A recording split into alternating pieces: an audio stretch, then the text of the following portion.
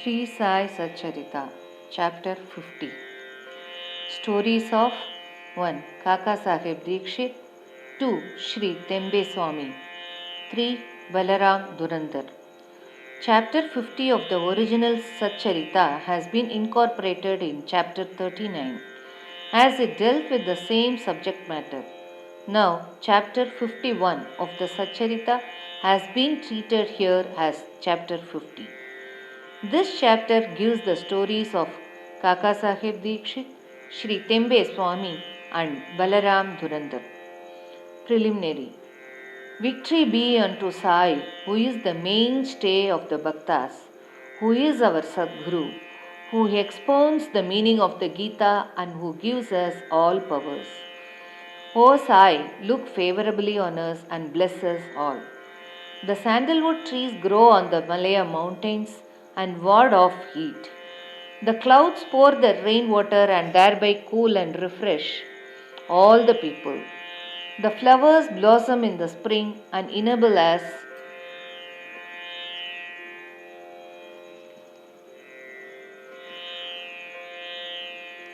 to worship God therewith. So, the stories of Sai Baba come forth in order to give solace and comfort to the readers. Both those who tell and those who hear the stories of Baba are blessed and holy. It is a well established fact that though we try hundreds of means or sadhanas, we do not attain the spiritual goal of life unless a Sadguru blesses us with his grace. Hear the following story in illustration of this statement. Kaka Sahib Dikshit, 1864 to 1926. Mr. Hari Sita Ram, alias Kaka Sahib Dikshit, was born in 1864 in a Vadnagara Nagar in a Brahmin family at Kandwa, Central Province. His primary education was done at Kandwa, Hinganghat, and secondary education at Nagpur.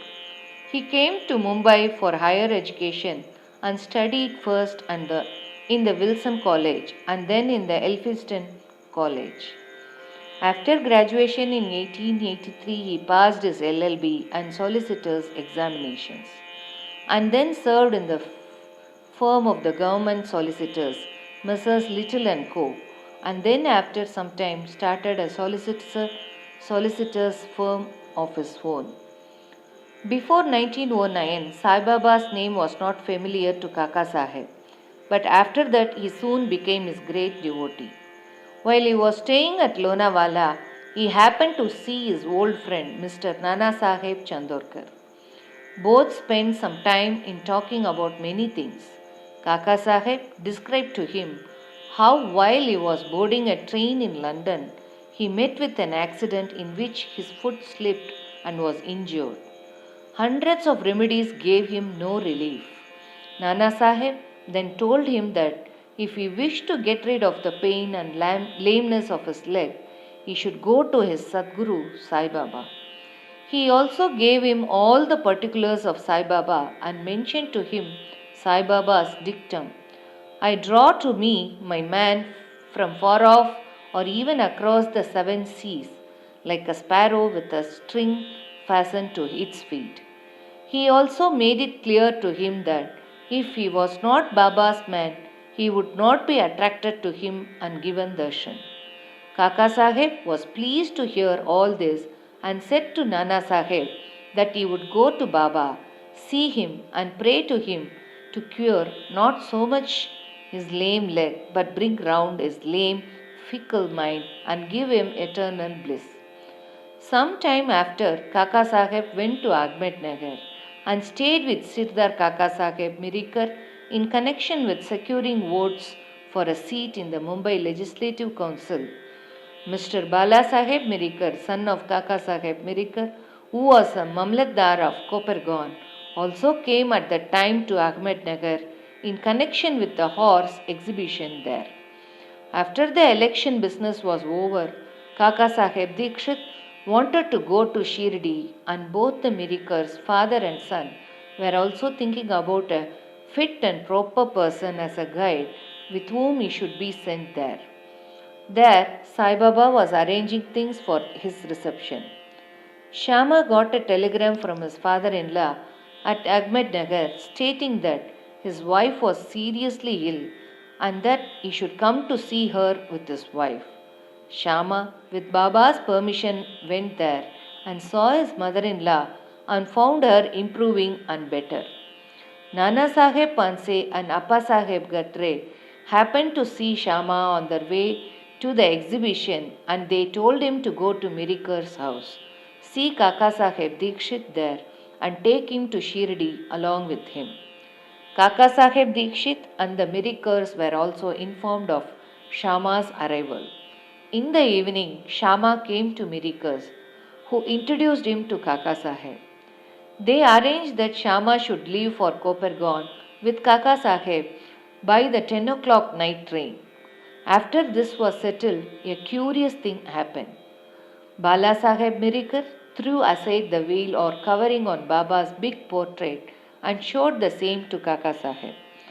He was surprised to see that he, whom he was going to meet at Shirdi, was already there in the form of his portrait to greet him at this juncture. He was much moved and made his prostration before the portrait. This portrait belonged to Megha. The glass over it was broken and it was sent to Mirikars for repairs. The necessary repairs had been already made and it was decided to return the portrait with Kaka Saheb and Shama. Before 10 o'clock, they went to the station and booked their passage. But when the train arrived, they found that the second class was overcrowded and that there was no room for them. Fortunately, the guard of the train turned out to be an acquaintance of Kaka Saheb and he put them up in the first class. Thus, they travelled comfortably and arrived at Kopergaon.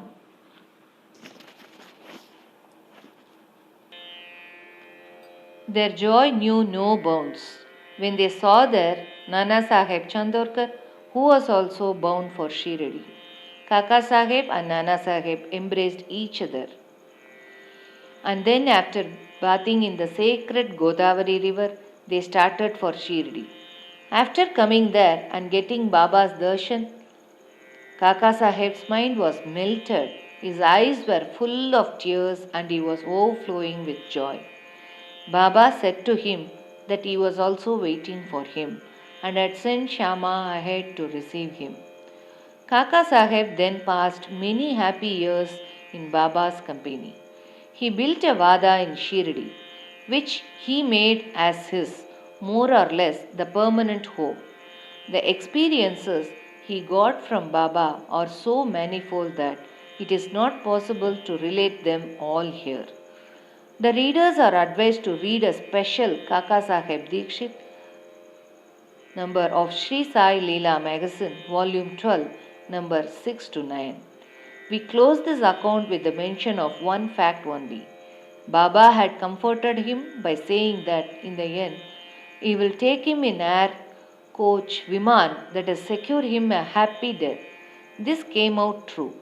On the 5th July 1926, he was travelling in the train with Hemant Pant and talking about Sai Baba. He seemed deeply engrossed in Sai Baba. All of a sudden, he threw his neck on Hemant Pant's shoulder and breathed his last with no trace of pain and uneasiness. Shri Tembe Swami. We come to the next story which shows how saints love each other with fraternal affection. One Shri Vasudevanand Saraswati, known as Shri Tembe Swami, encamped at Rajamahendri, Andhra country, on the banks of the Godavari. He was devout, orthodox, Jnani and Yogi Bhakta of the Dattatreya. One Mr. Pundalika Rao, pleader of Nanded, Nizam state, went to see him with some friends.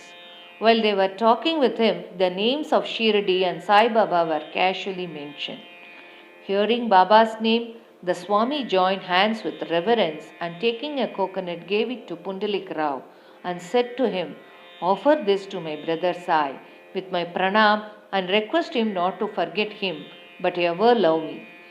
He also added that Swamis do not generally bow to others but in this case an exception had to be made. Mr. Pundalika Rao consented to take the coconut and his message to Baba.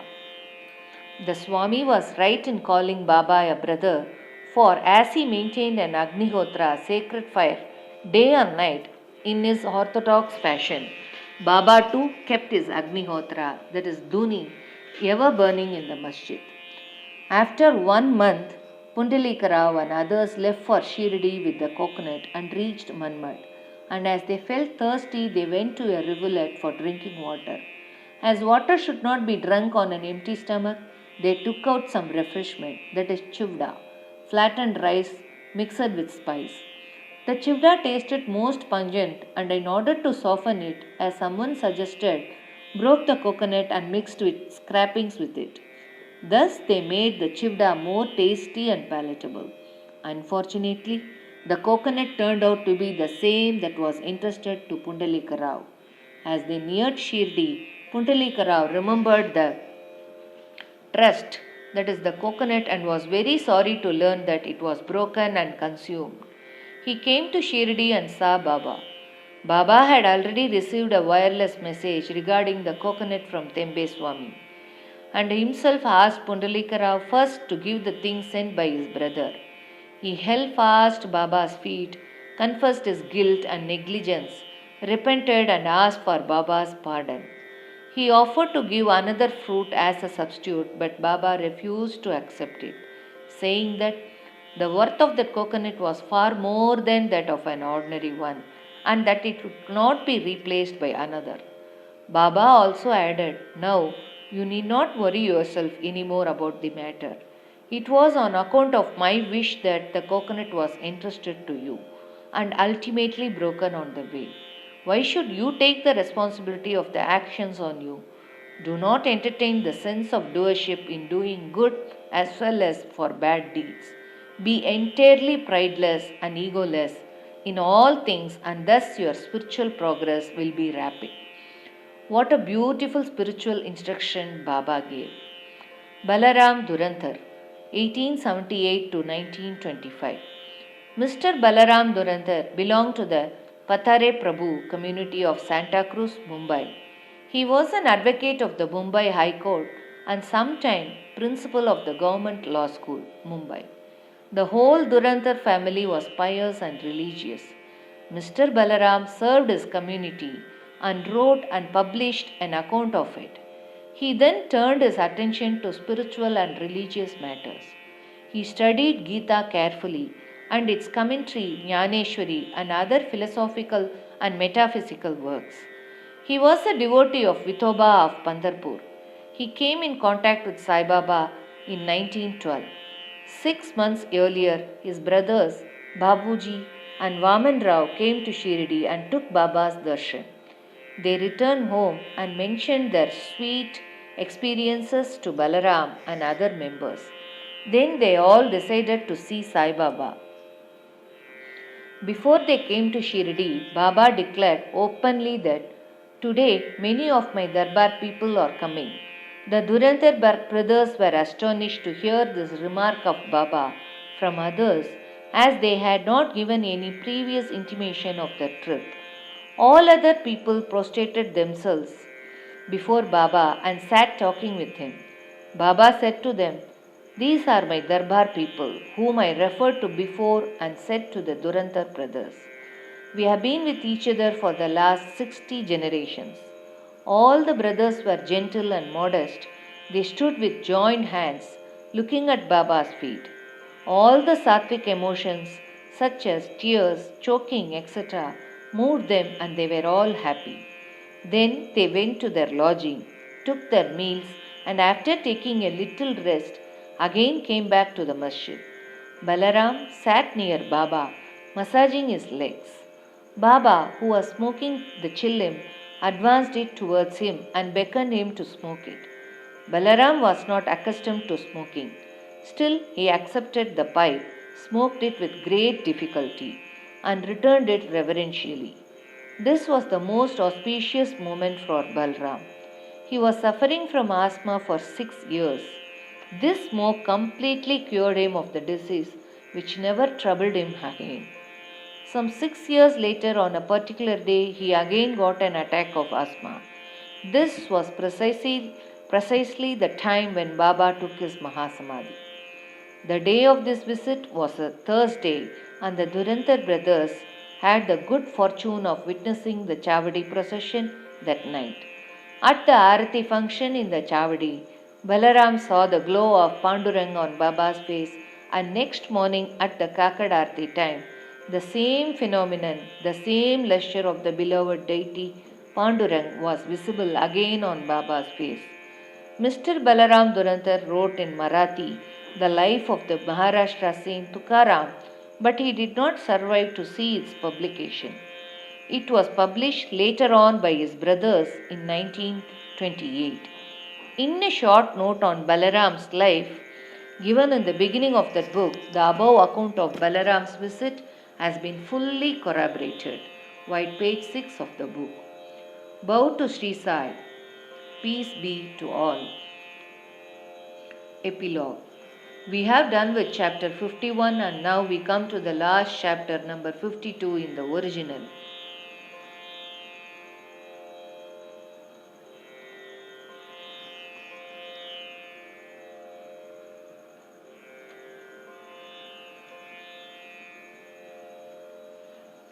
In this, Hemadband gave his concluding remarks and promised to give an index giving the contents of all the chapters in verse as is given in Marathi sacred books, but unfortunately that index was not found in Hemadband's papers.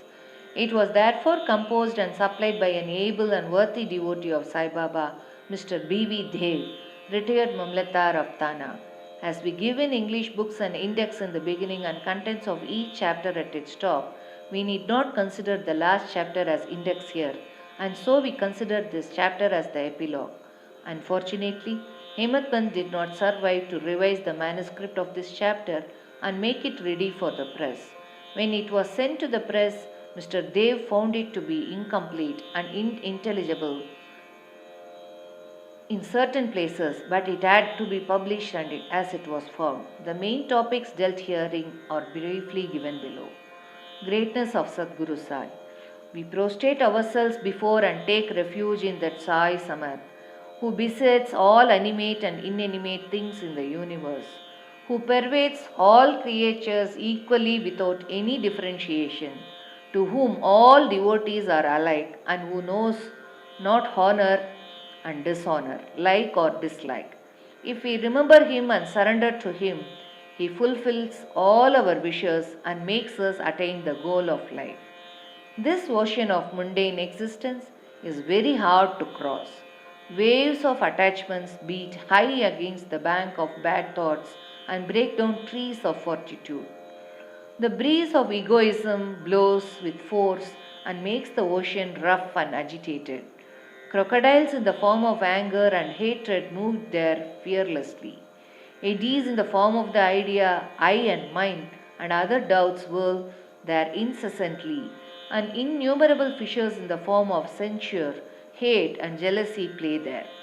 Though this ocean is so fierce and terrible, Sadguru Sai is its Agasti, destroyer, and the devotees of Sai have the least fear of it.